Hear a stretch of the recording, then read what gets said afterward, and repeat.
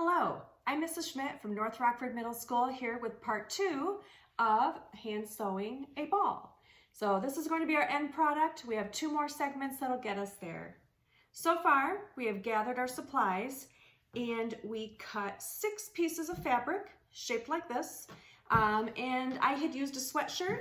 I suggested that you could use any kind of fabric that you find around your house. So now that I have my 6 pieces, we need to get started with some sewing.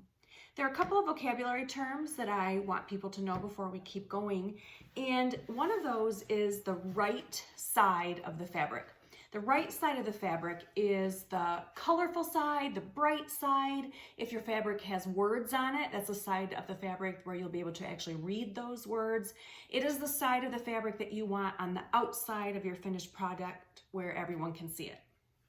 So that is the right side. The wrong side of the fabric is usually more dull. The pattern isn't as bright. If it had words on it, you would not be able to read it. So that's called the wrong side. Those 2 terms are going to be really important as we progress. So right side, bright and colorful. Wrong side, dull. Like I said last time, I am using an old sweatshirt to make my product out of because we're on quarantine and I just don't have a lot of fabric sitting around. And it's a good way to use an old sweatshirt that was destined to be donated. Now on my sweatshirt, both sides are pretty much the same color. So the right and wrong side is not the same as this other fabric that I just showed you. On this one, the outside of the sweatshirt is flat and smooth. The inside, or the wrong side of the sweatshirt, is a little more fluffy and it's soft, but it's kind of bumpy almost. So for the sweatshirt, that is the right side and the wrong side.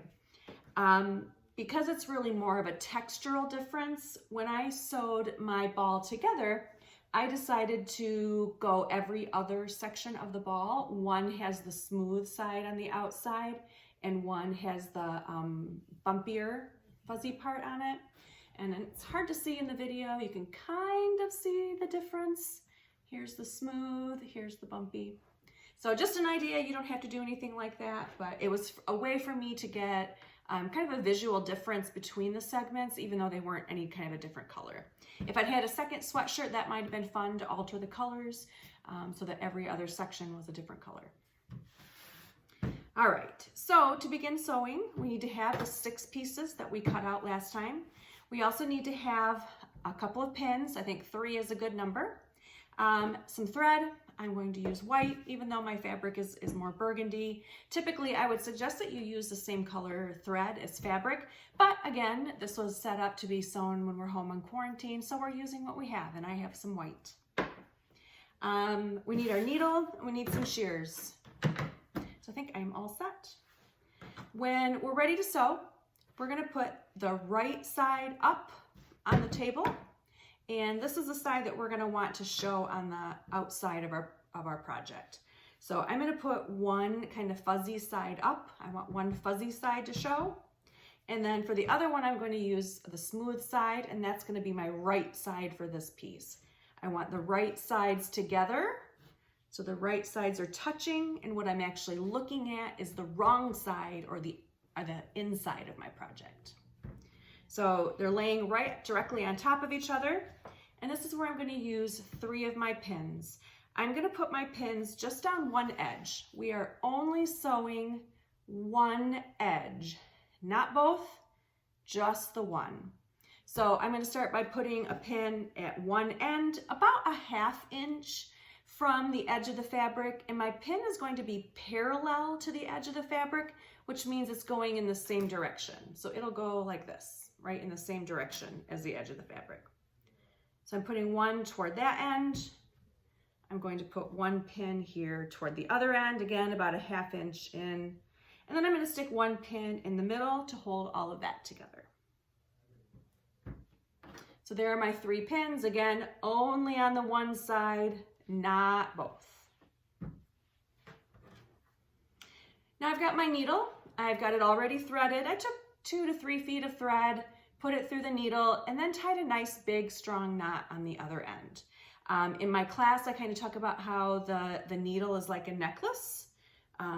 There shouldn't be a knot down by the needle. The needle should swing back and forth freely. All right, so for this, we are going to use 2 of the stitches that we learned in class. One of those is an overcast stitch. That one was really easy if you remember that in class. And then the other one is called a back stitch. And that one we talked about in class being the strongest stitch. So that's why we're going to use it for this.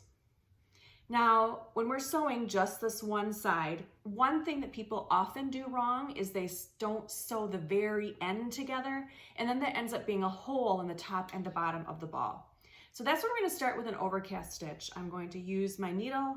I'm going to poke through right up at the very tippy part, wrap my thread around, poke my needle through here at the end again, pull, and I'm going to do it one more time, one more overcast right here at the end. All right, now I am ready to go ahead and do my back stitch the rest of the way. So just as a reminder, when we do the back stitch, we're going to come up from the bottom, and we're going to bring our needle back behind that thread. That's the back stitch. So we go back a little bit, and then I'm going to go down and up through the fabric. Now, the back stitch is nice and strong, but the key to making it strong is to make sure your stitches are kind of small. The bigger the stitches are, the looser the seam is, and then for us, because we're stuffing our project, the more likely stuffing is to come out of those gaps. So when you go backwards just a little bit, come out just a little bit in front of your other thread, and continue on making those nice and small, close together, nice tight stitches. You'll continue all the way down to the other end, the very other tippy point.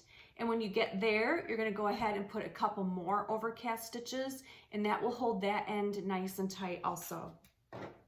When you're done, your project will look like this, or not the whole project, just the section. You'll have one side sewn, the other side is open. And then when I'm looking at it here, you can see my stitches there, but when I turn it so the right side is out, can't see my stitches. The other thing I want to do at this point is just kind of take a good look at it and make sure there aren't any holes. It's a lot easier to fix that now than after the whole thing is put together. So if I were to look here and to see a gap in between my stitches, I would go back and put just a couple more little stitches in there and make sure that it will stay together and not have some big gaps. Now, if you're sewing along and you start to run out of thread, go ahead and tie a knot, even if it's in the center, and then rethread your needle and start over again and continue on until that's done. You should have 3 pairs sewn together, and that will complete your step 2.